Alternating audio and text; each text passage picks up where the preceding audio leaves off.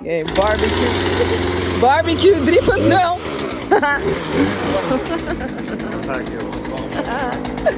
Even 10 years later, meeting Jimmy again.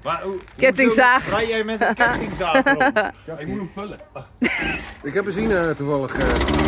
Ja, gaan we.